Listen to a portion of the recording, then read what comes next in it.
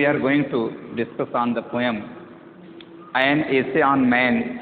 composed by Alexander Pope। आज इस video में हम अलेक्जेंडर पोप की कविता An Essay on Man मतलब हमारे आपके ऊपर कुछ पत्र लिखे गए हैं, मतलब कि जो अलेक्जेंडर पोप है वो हमें आपको कुछ गाइडलाइन दिया है, सजेशन दिया है, उसको इस कविता में उसने दर्शाया है। क्योंकि जो अलेक्जेंडर पोप है वो न्यू क्लासिकल पोइट्री लिखा है। यह कविता, इसकी जो मूड है, इसका जो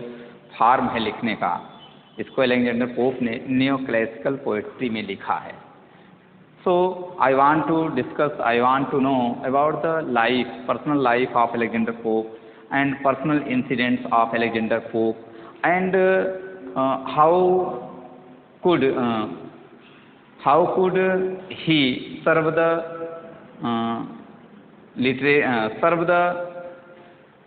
area of the English literature, मतलब किस प्रकार में वो किस प्रकार से अंग्रेजी साहित्य के क्षेत्र का वो सेवा किया था, इसके बारे में हम थोड़ा सा चर्चा करना चाहेंगे। So Alexander Pope was born in 1682 and died 1744। मतलब अब हम थोड़ा सा अलेक्जेंडर पोप के जीवन पर, उसके जीवन पर चर्चा करेंगे। उसकी जन्म कब हुई है, उसका जन्म कब हुआ, उसका मृत्यु कब हुआ, ये कविता के लिखने का उसका मोड क्या था, कविता के लिखने का उसका उद्देश्य क्या है, कविता किस मूड में लिखी गई है, कविता क्यों लिखी गई है, वो हमको आपको क्या कहना चाहता है, हमें आपको क्या बताना चाहता है, थोड़ा सा इस पर हम चर्चा करेंगे। So I think it is a philosophical poem, the poem an essay on man. ये जो कविता लिखी गई है, इसका जो रूप है, इसका जो मेथड है, इसका जो मीनिंग है, इसका जो फॉर्म है, वो फिलोसफिकल है, दार्शनिक कविता है। ये दार्शनिक का मतलब होता है which is thought by the poet, which is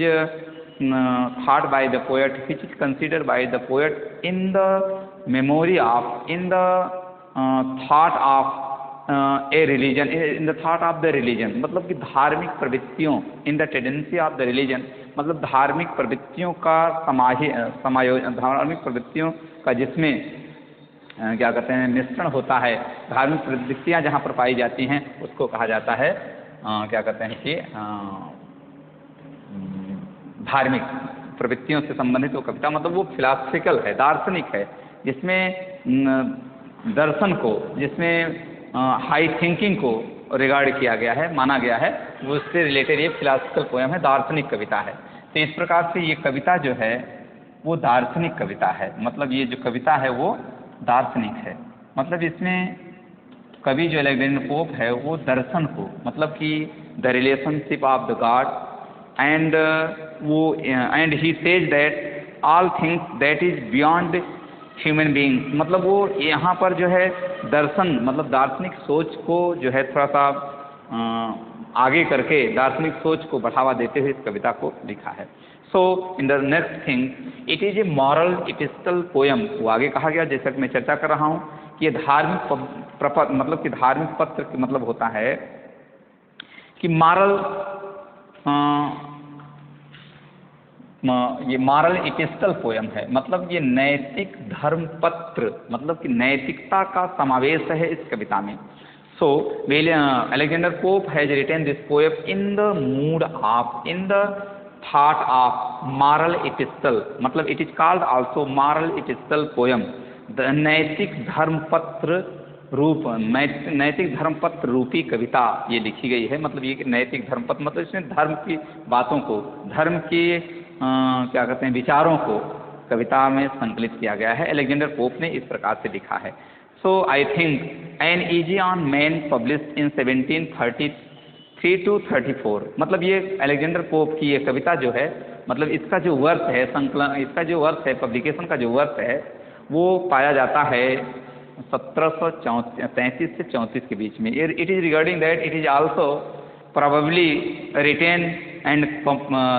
published in 1733 to 1734, मतलब 1733 से 34 के बीच में इस कविता का जो है वो क्या कहते हैं सृजन हुआ है, मतलब ये कविता लिखी गई है। तो इस प्रकार से हमने थोड़ा सा आपको जो अलेक्जेंडर पोप की जो मेंटेलिटी है, अलेक्जेंडर की जो सोच है, मतलब वो सोसाइटी के प्रति, समाज के प्रति और साहित्य के प्रति, उसका मिश्रण, उसका समावेश इस कविताओं में, इनके विचारों में, इनके जीवन के दृष्टांतों में पाया जाता है। तो I think he was born in London 21 May 1688। In the summary you will know 1688, 1744 मतलब 1688, 1744। In the detail about the life, about the barn, about the place, about the country of the birth of Alexander Pope, मतलब Alexander के जन्म स्थान जहाँ पर हैं उसके बारे में यहाँ पर लिखा है। He was born in London 21 May 1688, मतलब 21 मई 1688 को लंदन में उनका जन्म हुआ है, अर्थात अलेक्जेंडर पोप का जो जन्म है वो 1688 का है। हिज फादर, अब थोड़ा सा उनके बारे में चर्चा करें। पहले थोड़ा सा उनके और विषय में, उनके और प्रवृत्तियों के बारे में हम जानना चाहते हैं, इसके बाद उनके पिताजी के बारे में बात करेंगे। यहाँ कहा जाता है Pope passed his childhood at Winfield in Windsor forest, मतलब कि इनका जो बचपना था, मतलब इनका बचपना मतलब कि the childhood period of Alexander Pope has पास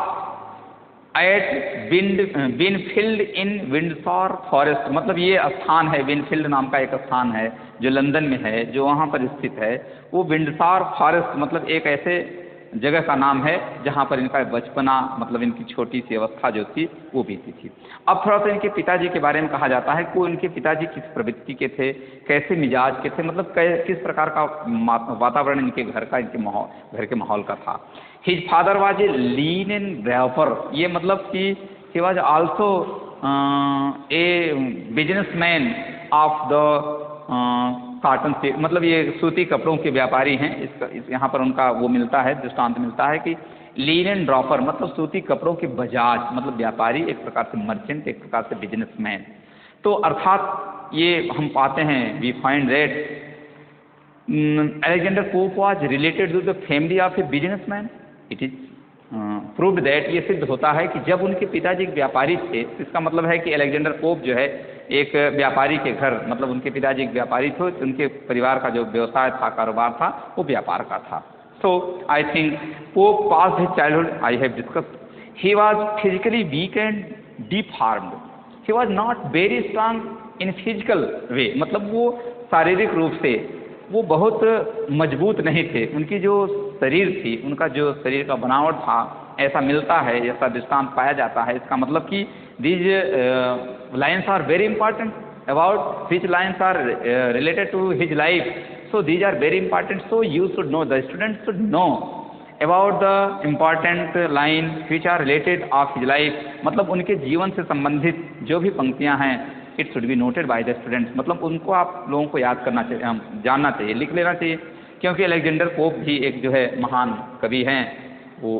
1688 से लेकर के 1744 तक उनका जन्म, मतलब लाइफ ऑफ ड्यूरेशन पीरियड रहा है। ही was physically, I have discuss, one would justify the happening of life and the working of God, मतलब अब ये थोड़ा सा ये उस कॉन्सेप्ट पर जाते हैं जो the concept of the poem, मतलब इनको बताया गया कि the concept of poem, what is the concept of poem. अब थोड़ा सा मतलब इस कविता का जो कॉन्सेप्ट है, वो उसका जो मतलब विषय वस्तु है, उसका जो विचार है जिससे मिलता है, उसके बारे में हम थोड़ा सा चर्चा करते हैं। तब तक हम उनके लिटरेरी लाइफ, मतलब उनका जो साहित्यिक जीवन रहा है, किन किन विषयों से, किन किन मतलब की भाषाओं की वे जानकार थे, किन किन भाषाओं के कवियों से उनका संबंध था, किन किन भाषाओं में कविता लिखने का उन्होंने प्रयास किया, हम इस पर थोड़ा सा चर्चा करते हैं।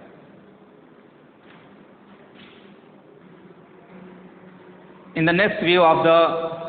related point of the poem,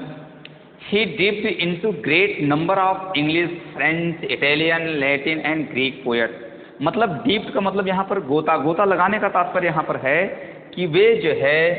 कई इन भाषाओं में, जो इंग्लिश है, फ्रेंच है, इटालियन है, लैटिन है, ग्रीक है, इन भाषाओं में कविता लिखने वाले कवियों से उनका संबंध था। वो मतलब उन लोगों से परिचित थे।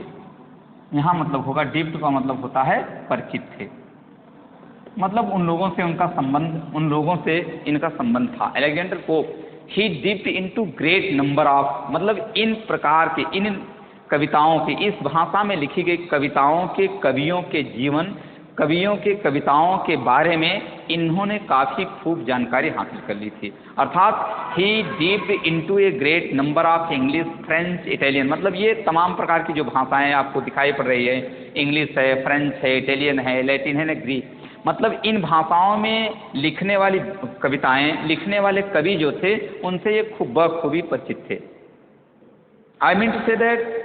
ही dipped into a great numbers of English, मतलब इन भाषाओं की कविताएं, इन भाषाओं में कविता लिखने वाले कवियों से काफ़ी खूब वो वाकिफ थे, मतलब परिचित थे, मतलब ऐसे लोगों से इनका थोड़ा संबंध था। He has made the relationship about different language of writing poems. He was profoundly influenced by the Roman poets. अच्छा, इतने लोगों की कविताओं, इतनी भाषाओं की कविताओं को जानने के बाद ही वॉज प्रोफाउंडली इन्फ्लुएंस्ड, मतलब वो प्रभावित किस कविताओं से हो गए, किन भाषा की कविता से वो प्रभावित होते हैं, यहाँ पर पाया जाता है। कहने का तात्पर्य है ही वॉज प्रोफाउंडली, उत्सुकतापूर्वक, इन्फ्लुएंस मतलब प्रभावित हुए, बाय द रोमन पोएट्स, मतलब रोम देश के लोगों, रोम देश के पोएट्स जो थे, रोम देश में जो कविता लिखने वाले लोग थे, उनसे वे काफ़ी प्रभावित थे। अर्थात his likely language will be, I mean to say that his likely language will be Roman, मतलब कि रोमन भाषा, उनका रोमन की भाषा जो होगी हो सकता है वही भाषा उनको ज़्यादा पसंद रहा होगा। At last it is this point is the end of his life, मतलब ये पॉइंट जो है उनके अंतिम जीवन को दर्शाता है। He died in 1744। इस प्रकार से अब हम थोड़ा सा उनके बारे में चर्चा किए कि इनकी किस प्रकार से किन किन भाषाओं से प्रेरित हुए, किन किन भाषाओं से वो प्रभावित हुए, उनके परिवार का क्या लेखा जोखा रहा, उनके परिवार की स्थिति क्या रही, और वो उनकी मृत्यु कब हुई, अर्थात उनके जीवन का जो सफ़र है वो अंत, वहाँ उनका अंत होता है 1744 ईस्वी में। So it has been discuss, it is described, I mean to say that it is described in the order of universe, मतलब अब इनका थोड़ा सा ये जो पॉइंट्स दिखाई पड़ रहा आपको जिस पर हम चर्चा कर रहे हैं, उनका ये कहना है कि जो कविता लिखी है एन एसे ऑन मैन, इसका थोड़ा सा विषय वस्तु इन सब चीज़ों में, इन पंक्तियों में इनके विषय वस्तुओं पर प्रभाव, इनके विषय वस्तु पर प्रभाव पड़ता है, इनकी जो कविता है उसकी विषय वस्तु थोड़ा सा इसमें जाहिर होती है, दिखाई पड़ती है। मतलब कहने का इट इज़ डिस्क्राइब्ड, मतलब ये बताया गया in the order of universe, मतलब कि ब्रह्मांड के बारे में, मतलब कि इट इज़ डिस्क्राइब्ड, मतलब ये बताते हैं कि जो कविता है, जो कवि हैं, मतलब जो हम लोग हैं, ये बताया जाता है कि सारे चीज़ों का वर्णन किसके परिप्रेक्ष्य में होता है, यूनिवर्स। यहाँ यूनिवर्स का तात्पर्य होगा ब्रह्मांड से मतलब है, यहाँ यूनिवर्स का मतलब ब्रह्मांड होगा, मतलब कि सारे जो है, सारी चीज़ें, सारी वस्तुएं जो है ब्रह्मांड के परिप्रेक्ष्य में,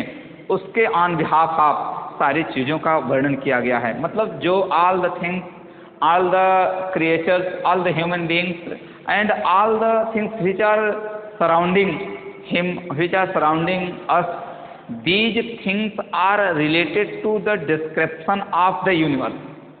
मतलब इन सभी वस्तुओं का जो वर्णन है, उन सब वस्तुओं का जो वर्णन किया गया है in the view of the poet, मतलब अलेक्जेंडर पोप के दृष्टि में, अलेक्जेंडर पोप के अनुसार वे सारी चीज़ों का वर्णन on behalf of the universe, ब्रह्मांड के परिप्रेक्ष्य में किया गया है। He wanted to express in poetry moral epistle. अब यहाँ पर देखिए, मतलब इस प्रकार से वो, मतलब अपनी कविताओं को मॉरल इटिस्ट्री, मतलब कि नैतिक धर्मपत्र रूप, नैतिक धर्मपत्र रूप देना चाहते थे। मतलब नैतिक धर्मपत्र का मतलब आप समझते होंगे, what is moral, that is not wrong, that is not full of crime, that is not immoral, is also called moral. Moral means what is truth, what is correct, what is fact, it is called also moral. And dharmapath, what is epistle, epistle means होता है Dharmapath, what is your duty in moral thought, मतलब आपके नैतिक विचारों में आपका जो कर्तव्य होता है वही आपका धर्म। यहाँ धर्मपत्र मतलब वो सभी कविताओं को, सभी कॉन्सेप्ट के, सभी जो पोएट्स जो राइटर्स होते थे उनके कॉन्सेप्ट को, उनका ये विचार था कि वो सभी अपना कॉन्सेप्ट कलेक्शन जो है एक मॉरल एपिस्टल मतलब एक धर्म नैतिक धर्म पत्र के रूप में वो एकत्रित करें, मतलब इस प्रकार की कविता को लिखें जिसमें धर्म की आस्था या धर्म की आस्था जुटी हो। अब इनका कहना है कि व्हाट इज करेक्ट और what is nature he advises, मतलब वो ये सोचते थे कि व्हाट इज करेक्ट और नेचुरल, मतलब ये जो नेचुरल थिंग्स हैं, ये जो the things which are orderise, the things which are made by the God, the things which are made by the master of the universe, उनकी इच्छा थी कि इन कविताओं को, मतलब जो कविताएं हैं वो प्राकृतिक हैं, वो सत्य हैं, इसकी जानने की उनकी इच्छा थी कि मतलब उन्होंने ये पत्र हमें आपको ये इस पर पत्र, इस पर निबंध, इस पर लेख इसलिए उन्होंने लिखा कि सारी चीज़ें all the things which are scattered towards us, मतलब जो हमारे आपके बीच में स्कैटर्ड फैली हुई हैं वो नेचुरल हैं, क्या हैं, वो सही है, मतलब वो सत्य हैं, उसमें किसी प्रकार असत्यता की परिभाषा असत्यता से उसको परिभाषित नहीं किया जा सकता। So it is natural also, मतलब ये वस्तुएं जो है वो नेचुरल हैं। In the same order we come here, one would justify the happening of life and the working of God, मतलब वी वुड जस्टिफाई, मतलब इनके कहने का तात्पर्य था, मतलब कि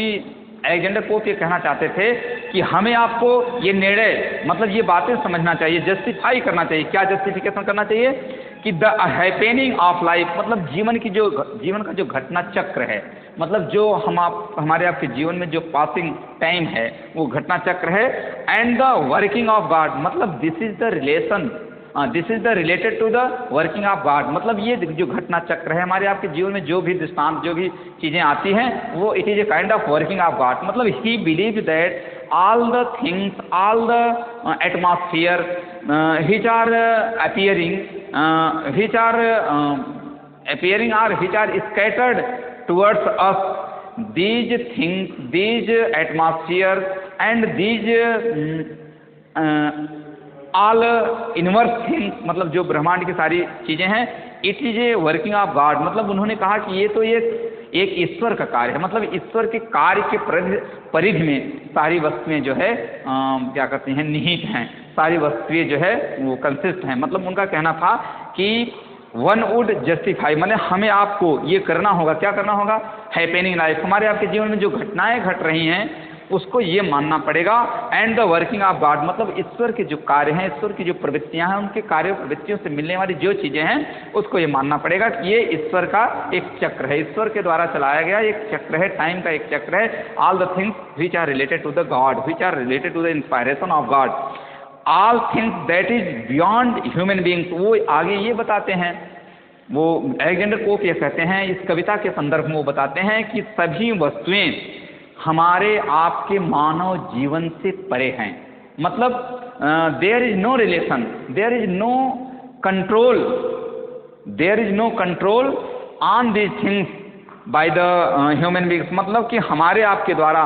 किसी भी वस्तु पर हमारा आपका कोई नियंत्रण नहीं है, मतलब हमारे आपके द्वारा किसी प्रकार से कोई नियंत्रण उस पर नहीं किया जा सकता है। इस प्रकार से अलेक्जेंडर पोप ने अपने जीवन, मतलब अलेक्जेंडर पोप के जीवन पर क्या कहते हैं प्रकाश डालते हुए, उनके लाइफ, उनके वर्क को देखते हुए हमको इन सब चीज़ों का थोड़ा सा वो होता है, इसलिए अलेक्जेंडर पोप जो है वो बताए जाते हैं कि न्यू क्लासिकल पोएट्री उन्होंने लिखा है, और उनका जीवन, उनकी कृतियाँ, उनकी सोच, उनके विचार इस प्रकार से हैं। हम थोड़ा सा और क्या कहते हैं इनके और प्रवृत्तियों के बारे में, इनके जो चीफ वर्क है उस पर हम चर्चा कर रहे हैं।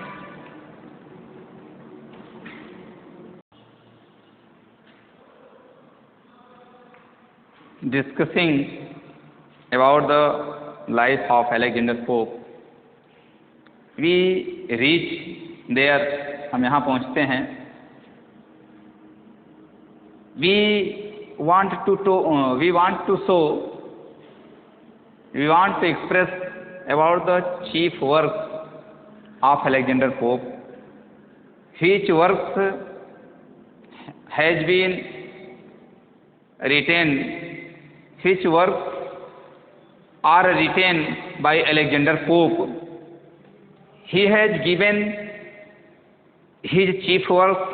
These are namely, पहला है पेस्टोरल, इसने पेस्टोरल कविताओं को लिखा। विंडोसर फॉरेस्ट, जहाँ की इसका चाइल्डहुड जो बचपना इसका बचपन इसका जो बीता था, ये बचपन का समय जो था इसका यहीं पर बीता है, बचपन का समय इसका यहाँ पर बीता था, मतलब विंडोसार फॉरेस्ट में इसका बीता था, वो स्थान का नाम है। तो यहाँ पर इसने इसके बारे में भी कविता लिख डाला, मतलब इस पर भी उन्होंने कविता लिखा। मेसियन नाम की उसने तीसरी कविता लिखा, जैसा कि आपको बताया मैंने, पेस्टोरल लिखा, विंडोसार फॉरेस्ट लिखा। इजी ऑन क्रिटिसिज्म, मतलब ऐसे ऑन क्रिटिसिज्म, मतलब कि जो आलोचनावाद पर एक निबंध लिखा, आलोचनावाद पर भी एक उसने पत्र लिखा। द रेप ऑफ लॉक, जैसा कि इसकी कृति है, ये बहुत प्रसिद्ध कृति है। Elegy to an unfortunate lady, इस प्रकार से छठवें इसके चीफ वर्क के अंतर्गत, मतलब छठवां जो कार्य इसने किया है वो elegy to an unfortunate lady. सातवां डंसियट थोड़ा सा अलेक्जेंडर पोप का बहुत अच्छा कृति है ये। आठवां है सेटायर्स एंड इपिस्टल्स, जैसा कि धर्मपत्र के नाम पर, मतलब जैसा कि इस कविता को भी उसने धर्मपत्र की तरफ ले जाकर के धर्मपत्र के क्या कहते हैं उसमें विचारों में जोड़ना चाहा है। तो हमारे कहने का तात्पर्य है कि he claimed himself to be a born versifier. अब वो अपने जीवन से, व्यक्तिगत जीवन से उसने जो भी विचार कविता के प्रति, साहित्य के प्रति, ईश्वर के प्रति, मतलब एटमॉस्फेयर के प्रति जो उसने विचार दिए हैं, हम उस पर थोड़ा सा चर्चा करना चाहेंगे। जैसा कि आप इसको देखते हैं कि ये जो है नियो क्लासिकल पोइट्री है, मतलब कि ये नियो क्लासिकल पोइट्री का मतलब होता है कि रोमन कला पर आधारित कविता। ये रोमन कला पर आधारित कविता है, जैसा कि आपको मैंने बताया, कला पर आधारित कविता। आपको जैसे मैंने बताया कि वो रोमन पोएट, मतलब वो किससे, रोमन पोएट से वो इन्फ्लुएंस हुआ था। मतलब इसका जो विचार था शुरू में, मतलब इसने इंग्लिश, फ्रेंच, क्या कहते हैं, इटालियन, ग्रीक एंड लैटिन सभी भाषाओं में लिखने वाले, सभी भाषा के जानकार कवियों से इसका संबंध रहा। इसने सबको टटोला, सबको देखा, लेकिन at last his personal life influence by the Roman poets, मतलब कि ये इसके बाद इसका जो व्यक्तिगत जो जीवन था वो रोमन पोएट्स, मतलब कि रोमन कला पर, रोमन कवियों पर जाकर के वो क्या कहते हैं प्रभावित होता है, रोमन कवियों से ज़्यादा प्रभावित होता है। इसलिए इस पोइट्री का नाम पड़ा है, चूँकि इसको अलेक्जेंडर पोप ने लिखा है, इसलिए इसको न्यो क्लासिकल पोइट्री इसलिए माना गया कि ये रोमन काल पर, मतलब वहाँ की कलाकृतियों, वहाँ की सभ्यताओं, संस्कृतियों पर आधारित कविताओं की इसने ज़्यादा लिखा। जैसा कि आपने देखा, विंडोसार फॉरेस्ट मतलब पर उसने कविता लिखा, उसमें कृति लिखे, और ये डेंसियट लिखा, ये सब सारी चीज़ें ये रोमन कला पर आधारित कविताओं को उसने ज़्यादा सृजित किया, मतलब ज़्यादा लिखा। So he claimed himself to be a born versifier, अपने आप को ये तुक्कड़बाज, मतलब ए बॉर्न वर्सिफायर, मतलब अपने आप को एक तुक्कड़ कवि के रूप में अपने आप को चार्ज किया, मतलब अपने आप को ये जो है एक क्लेम किया, एक आरोप लगाता है अपने आप के ऊपर कि वो कैसा व्यक्ति था, वो किस माहौल में पैदा हुआ था। तो वो बॉर्न वर्सिफायर, मतलब जन्म से ही वो तुक्कड़ कवि के रूप में अपने आप को ब्लेम किया है। मतलब ये मेजर पॉइंट है। This is the very remarkable point about the life of Alexander pope. मतलब अलेक्जेंडर पोप से संबंधित ये थोड़ा सा बहुत ही मुख्य बिंदु है, इसको नोट किया जा सकता है। इंस्टीड ऑफ जजिंग गॉड, अब थोड़ा सा बता रहा है कि जज मतलब कि जो गॉड है और जो हम आप हैं उनके बीच में कितना मतलब वो फासला रहना चाहिए। मतलब कि हमारे बीच में और ईश्वर के बीच में, मतलब कि द स्ट्रॉन्ग पावर, मतलब जो एक ऑल माइटी पावर है, मतलब एक ईश्वर है और हमारे आपके कुछ लोग ऐसे होते हैं, जैसा कि ये देखिए अब कविता के मतलब एक प्रकार से भावार्थ की तरफ चल रहा, मतलब कि कविता जिस मूड में लिखी गई है, कविता जिस संदर्भ में लिखी गई है, अब उसकी तरफ ये क्या कहते हैं, थोड़ा सा अपने वक्तव्य को ले जा रहा है, अपनी मतलब उसका जो स्टेटमेंट है उधर लेके जा रहा है। अब यहाँ बताता है, instead of judging God man should try to understand and know his own nature, try to understand and know his own nature। मतलब ये यहाँ पर अलेक्जेंडर पोप ये कहते हैं, अब देखिए इनका जो धर्म पत्र, मतलब ये जो एपिस्टल मूड में जो कविता, मतलब ये धार्मिक विचारधारा के व्यक्ति हैं, मतलब ये ईश्वर से संबंधित विचारधारा वाली बात को यहाँ पर थोड़ा सा दर्शा रहे हैं, क्योंकि पहली बार ये पहले ही बताया जा चुका है कि ये जो कविता है फिलॉसफिकल पोइट्री है। मतलब फिलॉसफिकल पोइट्री का मतलब होता है किसी चीज़ को जानने, फिलॉसफिकल पोइट्री मतलब दार्शनिक कविता है। दार्शनिक का मतलब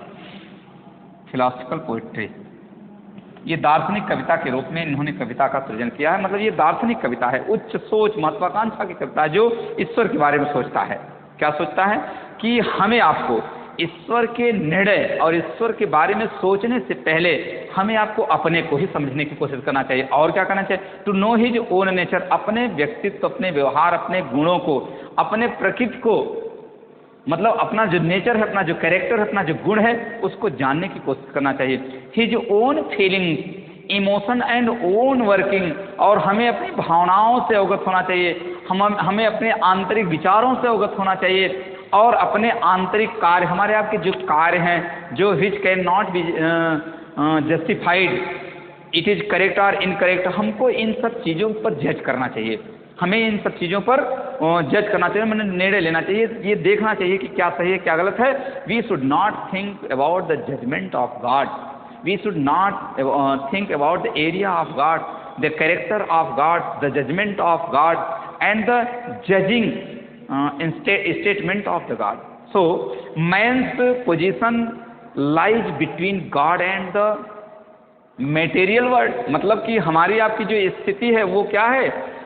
lies between God and the material world, मतलब इस भौतिक संसार में और ईश्वर के बीच एक छोटी सी कड़ी, मतलब ईश्वर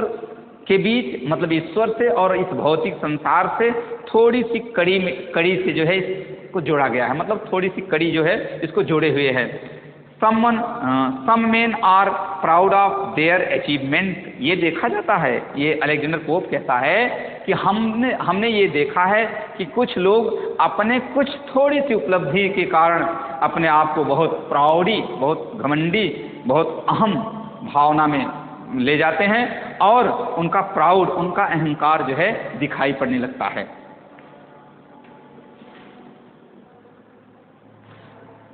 I think that it is said that Alexander Pope neither a great imaginative, ये बताया जाता है अब थोड़ा सा कि मतलब कि उनके मतलब क्या कहते हैं इंट्रोडक्शन में थोड़ा सा हम अंतिम दौर पर, अंतिम चोटी पर पहुंचते हैं। It is said that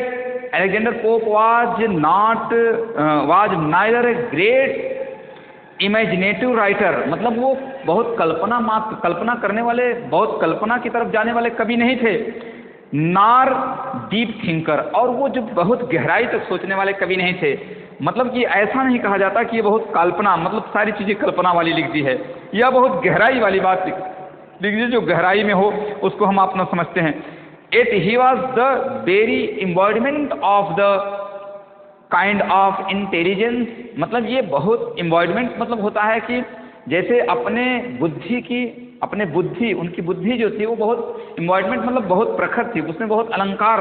मतलब इनकी जो कृतियाँ थी वो अलंकारित कृतियाँ थी। मतलब ये बहुत काल्पनिक कवि नहीं थे कि इन सारी चीज़ों को कल्पना से देख करके कल्पना की बातों को लिख दिया। कल्टिवेटेड एंड एडमायर्ड, मतलब इन्होंने क्या किया, अपनी प्रखरता को, अपनी बुद्धि को फैला करके उसकी प्रशंसा, एडमायर्ड मतलब उसकी प्रशंसा किए हैं, उसकी व्याख्या किए हैं, ऑन कल्टिवेटेड, और उसको बढ़ाए हैं, उसकी ख्याति को और बढ़ा करके इन्होंने लिखा है। इस प्रकार से अलेक्जेंडर पोप ने on easy on a man, मतलब ऑन ऐसे ऑन एन ऐसे ऑन मैन मतलब कि हमारे आपके ऊपर एक व्यक्ति के ऊपर या व्यक्ति के ऊपर निबंध या व्यक्ति के ऊपर पत्र नाम की जो कविता लिखा है, इसमें हमारी आपकी महत्वाकांक्षा, हमारी आपकी जो गलत सोच, हमारी आपकी जो गलत विचारधाराएं हैं, उसको रोकने की इन्होंने कोशिश की है, उसको सही से समझने की कोशिश की है। जैसा कि अंतिम पंक्तियों में इन्होंने बताया है, God man should try to understand, मतलब कि हमें आपको इंस्टेड ऑफ जजिंग गॉड के लिए जाने वाले निर्णय के बारे में नहीं सोचना चाहिए, बल्कि हमें आपको अपने आप को समझना चाहिए, अपने आप के गुण, अपने आप के कैरेक्टर के बारे में सोचना चाहिए, भावनाओं के आंतरिक सोचों के बारे में सोचना चाहिए। एंड बताया है इन्होंने, बार बार ये बात कह रहे हैं कि lies between God and the material world, मतलब कि सांसारिक, इस संसार से और ईश्वर का थोड़ा सा एक मतलब संबंध है, छोटी सी कड़ी है जिसको जोड़े हुए है। इसका मतलब ये नहीं होता है कि हम केवल और केवल ईश्वर के बारे में सोचें, अपने बारे में न सोचें, अर्थात हमें आपको अपने गलत चीज़ों, अपने गलत आचरण, अपने गलत विचारों के बारे में भी सोचना चाहिए, जबकि मतलब कि सारी चीज़ें, सारा ब्लेम ईश्वर के ऊपर नहीं लगाना चाहिए। इसका मतलब कहने का तात्पर्य है कि जो मैन है, जो व्यक्ति है, उसकी जो परिधि है, उसी के अंदर अंतर्गत उसको रहना चाहिए। इस प्रकार से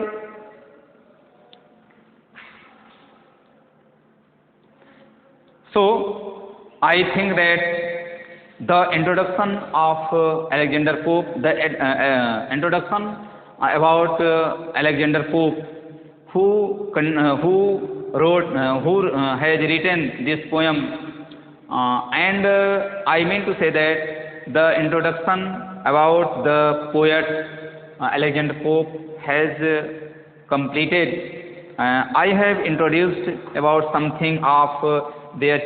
something of his chief work, something of towards the God, towards the nature, and the moral concept which has been introduced by Alexander Pope about the poem of at that time. He has affected many kinds of English, Roman, Italian, Greek, Latin poets and poems. So at last he was affected of Roman poets. So he has introduced a neoclassical poetry, Roman कला पर आधारित कविताओं का उन्होंने वर्णन किया। इस प्रकार से आज मैं उनके इंट्रोडक्शन को यहीं समाप्त करता हूं, और on the next visit I shall discuss about the poem of An Essay on Man of Alexander Pope. Thank you very much.